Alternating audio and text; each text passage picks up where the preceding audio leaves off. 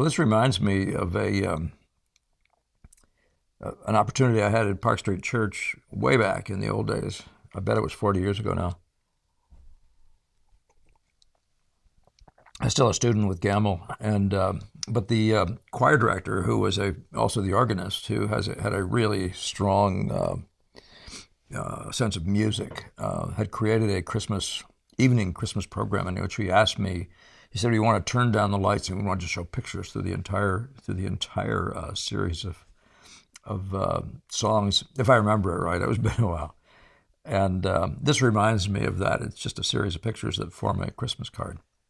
It was a great event. We had a wonderful response to it, and despite using slide projectors and every other kind of difficult contraption known to man, we pulled it off pretty nicely. It's well received, and I hope you enjoy this as much. This is our Christmas card to you. So Merry Christmas, and just enjoy the pictures. As they say, just enjoy the show. I'm going to be minimizing what I say, minimizing saying much. And so I'm hoping you can just enjoy the pictures. This is Christmas, which is central to the West. Well, it's really central to the universe, to the earth, to mankind. Once you realize the sheer spread of the message of Christmas, the salvation message, which begins here with the birth of Christ. So enjoy. You can understand why it's done so often by our predecessors. Italian, I don't know who this is, but it does look a little bit like the Byzantine era. Am I saying that right? Am I thinking right? I think so. Where the colors, the richness of the colors, foreshadow Giorgione and Titian, and the masses and distinction of colors and the nice looking qualities they have. Don't know who this is. But Giotto, we all know. Most people point to Giotto as the beginning of Western art, the earliest part of the Renaissance, 1300s. And here he shows up again. Same subject. He had opportunities to put these on walls as murals in some of the convent monasteries, whatever they were. What do they call it? Grottos? I don't know the word for that. Here's a Netherlandish one that actually here's that entertaining play of silhouetting shapinesses, the fun they get out of that. And the gold leaf, of course, introduced here. Actually, it was introduced by, I think it was earlier there by Giotto as well. Yeah, in both cases here. So that's that gold leaf thing, which is a delightful visual thing. And as it adds this sort of range, it's not just oil painting or not just fresco, but it's got this other range now to it where all of a sudden it becomes a piece of art, right? In the sense that when you gold leaf a frame, for example, you turn it into something besides a picture, it becomes a decoration and more, the symbolism beginning to take over. It's sort of a sense of spiritualizing, I think. Fra Angelico uses that as well, haloing, pretty standard thing to halo your spiritual heroes, I guess is the right way of putting it. Maybe it's a form of spiritualizing, but they didn't all do it. I think these guys are probably using just rings, which you can hardly see. This is not a great reproduction of the work by Albertini, who appears to be a student of Perugino. As Perugino, the teacher of Raphael. Albertini was a student of Bartolomeo, I think is how you pronounce his name. Look at the symmetry. This beautiful symmetry, the great sweeping arc, Christ centering, and along with the cows, centered on Christ would be a good way to say it. There's Jan's, another one of the Dutch background. I should say that area because that area has been this and that, and I don't know more details about his background. Lovely simplicity. I was rather interested in the angel up there looking like the size of a light bulb way in the distance. That's fascinating, really fascinating. And of course, so are all these other sizes here. So there's something about perspective that's either being abused for a reason or misunderstood in general by Jans. Here's Botticelli. This one I think is at the Gardner Museum in Boston. And for whatever reason, they like to set the Christ way down at the bottom there of the page more often than I like to see. But on the other hand, he's lying in a manger, if you're reading the scriptures, lying in a feed trough, which wouldn't be high if an animal can get his head into it. So now here's Giorgione, really you might say the master in a certain way of saying that, of Titian, and didn't have this enormously long life.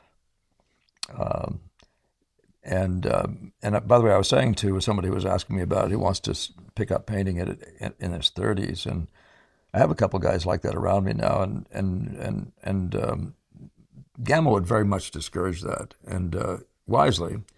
On the other hand, any number of painters, Giorgione, Raphael, and into the Regno, into the modern era, Bunker, they had short lives and yet illustrious painting production. So, doesn't make a difference whether it's in the front end or in the middle end or in the end, that you do this, right? So I think there's room, for mercy, as it were, if you work hard. You'll never have your youth back, but don't let Giorgione be a bit of a lesson. He really changed. He just helped make this shift to the Titian thing, where color and a whole different way of thinking about painting took place, and when the line stopped being everything. There you are, the Titian. I'm guessing it's an early Titian. That's a guess. I love this Tintoretto. Tintoretto's never been one of my favorites. He was one of Sargent's favorites, and you can rather see what he's doing with the what's the right word? Let's call it a sense of flowing lines and action. It's a bit that feeling of something you get that Sargent enjoys. I take that this must be a fresco only based on the idea that each of these shapes here appeared to be cut out, uniquely rather cut out. This is like pasted on. It's possibly just inevitable, but he's done a beautiful job, if it is fresco, of making it appear like an oil painting. I don't have an answer to that. Speculation isn't the ideal thing here, but it reminds me also of the Sacred and Profane Love of Titian, this design does.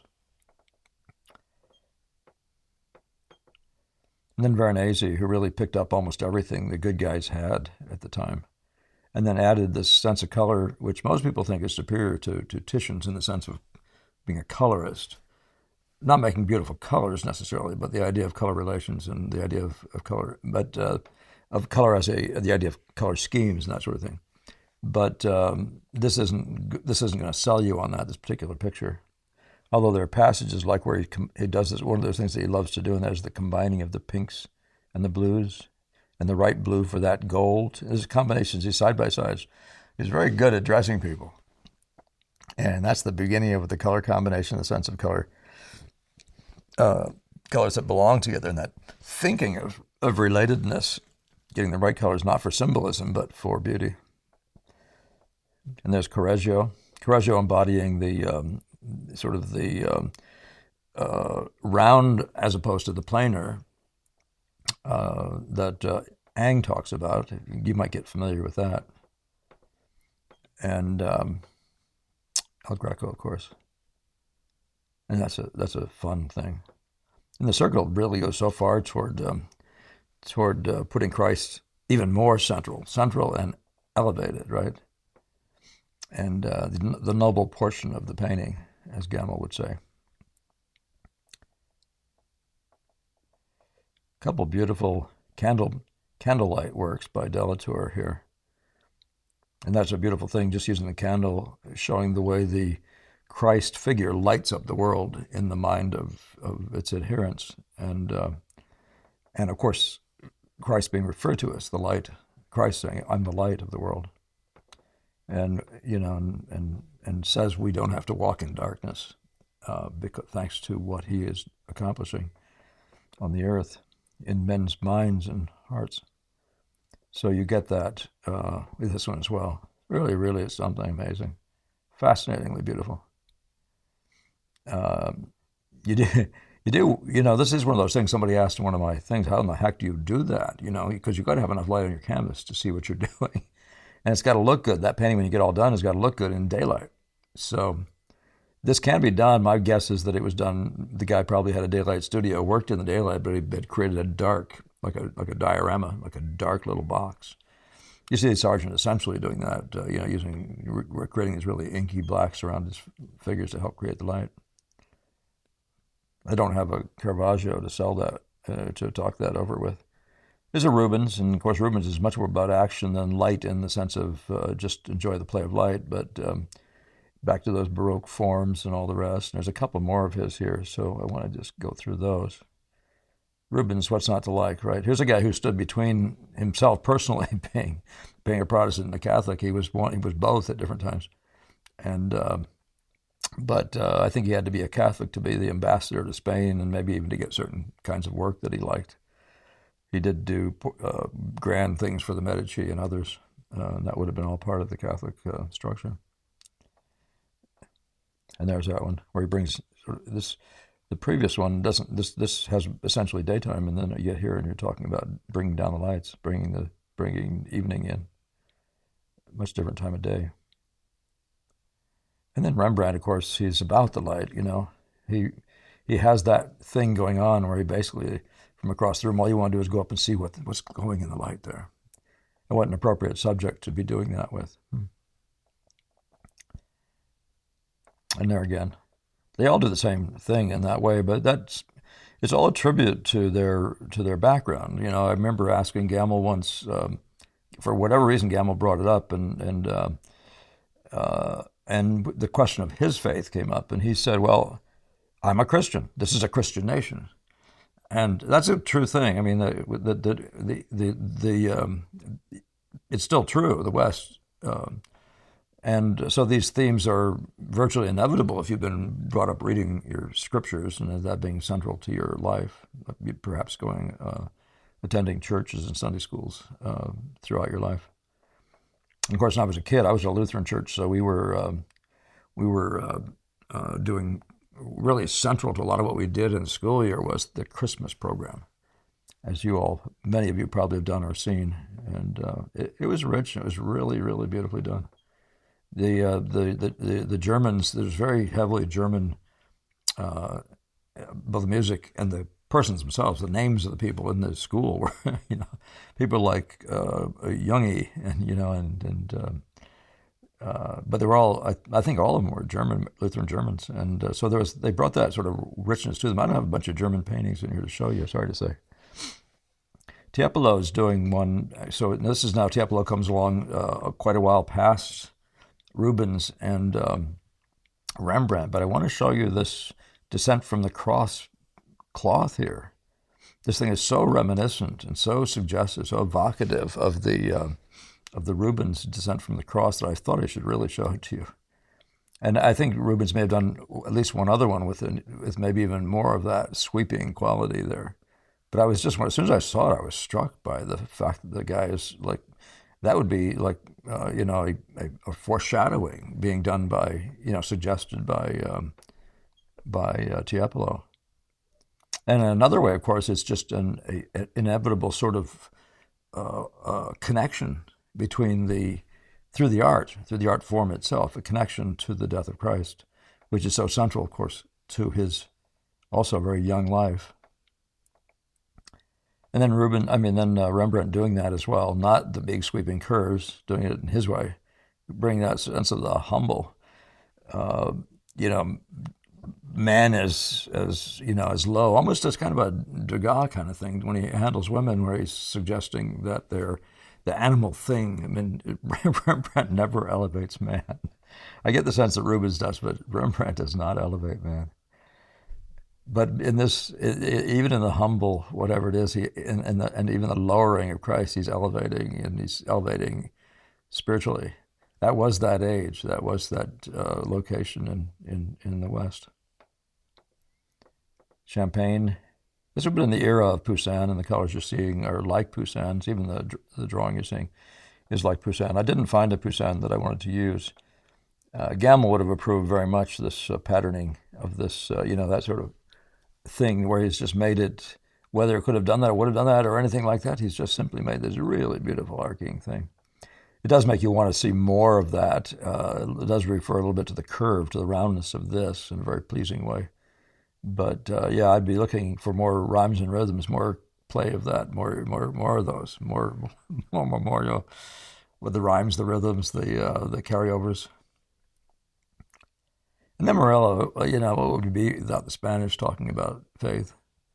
I think of the Crucifixion by Velázquez, but there's a couple of these by Murillo, just really, really pleasing. The distance that he has, he brings them to the right closeness. Sometimes the proximity of the characters is really up close in paintings. In other words, it's like a zooming in, and other times they're so distant. Like in the Veronese, you can almost not, they're sort of side facts, with all the rest of the extravaganza going on. This is like one of those things where you're saying, let's do it let's get it so that you don't have too much, you don't have too little in terms of the size of these things to the frame, of these characters making up the picture to the frame. And this era is the beginning of that feeling for, and it's never missing from painters, but a certain idea of the spotting of lights and that sort of thing. It now becomes to be more significant in the beautiful distribution of lights. Here we are again. Very pleasing. If you blow your eyes, there's just fuzzy blobs, very much like Rembrandt, and then drawing forth out of them, very specific drawing, hard edge drawing with, characterized beautifully. Murillo is a special painter. And so is Boucher, although we think of him as this mannerist in the extreme, but he's really subjected himself nicely to, or used his mannerisms well, and created a really pleasing nativity. Boucher. Interesting about Jerome, I didn't know he had done anything, and I just punched it in, and there it was, there's a Christ as the center of mankind's history. This is the march. I think of this here, at least for me, in my superficial view of it, as the march of mankind through history. And of course, the great thinkers and the Athens mindset. This is Ang's apotheosis of Homer. And but bringing Christ right down to the front and center, gives away his Christian leanings and his whole view of history, which it's very difficult to gainsay that. I mean, was Christ the central figure? Has Christ not been the central figure in all of man's history? And this Repin doing the Russian thing, very pleasing one. A little bit of Rembrandt, a little bit of a couple other things. There's a little bit of the illustration in it. And then finally, we're doing Hughes. Arthur Hughes, the Pre-Raphaelite. I wish I could find another one. I bet they've done some other but they would return to the, little symbols, but they return to the halo here, which is very interesting. But the Pre-Raphaelites, very, very pleasing, and back to gold in other ways as well. And then finally, there's the American Andrew Wyeth, who always gets right to the point. It really just says, wow. He has that way of doing that thing that the Italians say you ought to do. Just make people look at it and just say, make your point. Make your point. Don't hang around and do a lot of showing off. He is not the brilliant draftsman. He's just the totally effective one. In other words, he's not showing off special skills. And in certain ways, the underdrawing, the understatement of this drawing is very much like a Millet. But he puts himself into the whole, to the greater idea, and doesn't let anything little get in his way. And it's a lovely thing. So with that, and I think I was supposed to at the beginning remind you that we're doing a live stream. I just want to wish you a Happy New Year, a Merry Christmas and a Happy New Year, and all that as you seek to elevate the mind and of your viewers, in keeping with the great history of Western art, probably art of all times, but certainly Western art. But our live stream is going to be coming up in just a week or so, and it's I want to say it's the 2nd of January, which I believe is a Sunday, and it's at 7:00 p.m. We did poll you guys, and more than half of you wanted it in a time frame like that, so 7 to 9, and then that's Eastern Standard Time. And others, there's like 23% of you wanted it somewhere else, and I've forgotten where we did it, but so we're going to start with this one, and we'll see about switching it to other ones, knowing that we'll be possibly just making it more convenient for some at the expense of others. But we're going to try it there and just see how we go with that. So I look forward to seeing you there. But in the meantime, I just want to say thank you for having stuck with us for the last couple of years. The number of subscribers out there has just leaped. I think we're at like 6,000 or something like that, just in a matter of a couple months from 4,000. Or the last time we spoke, I think we were right around 4,000, and live stream we did, I mean.